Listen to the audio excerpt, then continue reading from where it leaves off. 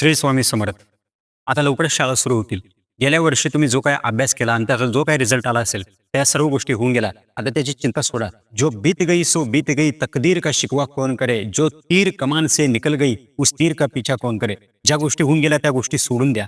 आता या वर्षी तुम्हाला जर चांगले मार्क्स घेऊन यायचे असतील, अभ्यासामध्ये जर चांगली प्रगती करायची असेल, तर 3 गोष्टी तुम्हाला कराव्या लागतील. पहिली गोष्ट, तुम्हाला तुमच्या स्मरणशक्तीवरती काम करावं लागेल. दुसरी गोष्ट, तुम्हाला तुमच्या एकाग्रतेवरती काम करावं लागेल. आणि सगळ्यात महत्त्वाची आणि तिसरी गोष्ट म्हणजे तुम्हाला तुमच्या ब्रेनला ऍक्टिव्ह करण्यासाठी काम करावं लागेल. आणि ह्या 3 गोष्टी जर तुम्ही करत नसाल आणि कितीही अभ्यास केलात, कितीही परिश्रम केलात, तरी तुमच्या डोक्यामध्ये काहीच राहणार नाही.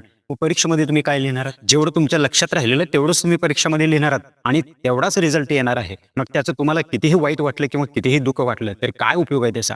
त्यासाठी तुम्हाला 3 गोष्टीकडे लक्ष द्यायचंय. पहिली गोष्ट, तुम्हाला स्मरणशक्ती वाढवायची. दुसरी गोष्ट, तुमची एकाग्रता वाढवायची. आणि तिसरी गोष्ट, तुम्हाला तुमच्या ब्रेनला ऍक्टिव्ह करायचं आहे, आपल्या मेंदूला ऍक्टिव्ह करायचं. त्यासाठी आता तुम्हाला मी एक छोटासा उपाय सांगत आहे. तो उपाय तुम्हाला दररोज सुरू करायचा आहे. तर तुम्हाला करायचं काय आहे, रात्री झोपण्याच्या अगोदर तांब्याच्या पात्रामध्ये पाणी भरून ठेवायचं तुम्हाला. आणि दुसऱ्या दिवशी तुम्हाला एक गोष्ट करायची आहे, सकाळी लवकर अंघोळ करून घ्यायचं आहे. अंघोळ केल्यानंतर तुम्हाला तुळशीला पाणी जल अर्पण करायचं आहे. त्यानंतर तुम्हाला तुळशीला प्रणाम करायचा आहे. तुळशीला प्रणाम केल्यानंतर तुम्हाला मनातल्या मनामध्ये ओम अच्युताय नमः त्या मंत्राचा जप करत तुळशीचे 11 पानं तोडून घ्यायचे. त्यानंतर तुम्हाला काय करायचंय, त्या 11 पानं जे आहेत ते चावून चावून खायचे. त्यानंतर तुम्हाला काय करायचं, काल रात्री आपण जे पाणी ठेवलेलं होतं तांब्याच्या भांड्यामध्ये, त्यातलं 1 ग्लास पाणी आपल्याला घ्यायचंय आणि ते पाणी आपल्याला वरून प्यायचंय.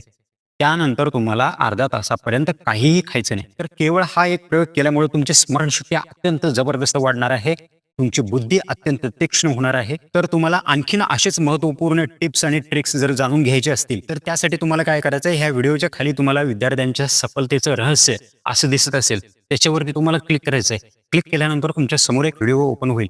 तो व्हिडिओ तुम्हाला पूर्णपणे पाहून घ्यायचा आहे. त्या व्हिडिओमध्ये तुम्हाला ब्रेन ऍक्टिव्ह करण्यासाठी, स्मरणशक्ती वाढवण्यासाठी, बुद्धी वाढवण्यासाठी काही टिप्स आणि ट्रिक्स दिलेले आहेत. आणि त्यासोबत तुम्हाला काही युक्त्या सांगितलेल्या आहेत. आणि त्यासोबतच तुम्हाला काही योगिक क्रिया, प्राणायाम, आसन आणि त्यासोबतच एक मंत्र सुद्धा त्यामध्ये तुम्हाला दिलेला आहे. तर तो व्हिडिओ तुम्हाला व्यवस्थित पाहून घ्यायचा आहे. तर ह्या सर्व गोष्टी तुम्ही आजपासून सुरू कराव्यात अशी माझी इच्छा आहे. तर तुम्ही कधीपासून करताय हे मला कमेंट करून तुम्हाला सांगायचं आहे. तर ज्या ज्या विद्यार्थ्यांना शिक्षणामध्ये, अभ्यासामध्ये खूप खूप प्रगती करायची आहे आणि ज्यांना शिक्षणाच्या क्षेत्रामध्ये उत्तम यश प्राप्त करायचं आहे, त्या सर्व विद्यार्थ्यांनी आजपासूनच हे सर्व प्रयोग सुरू करा.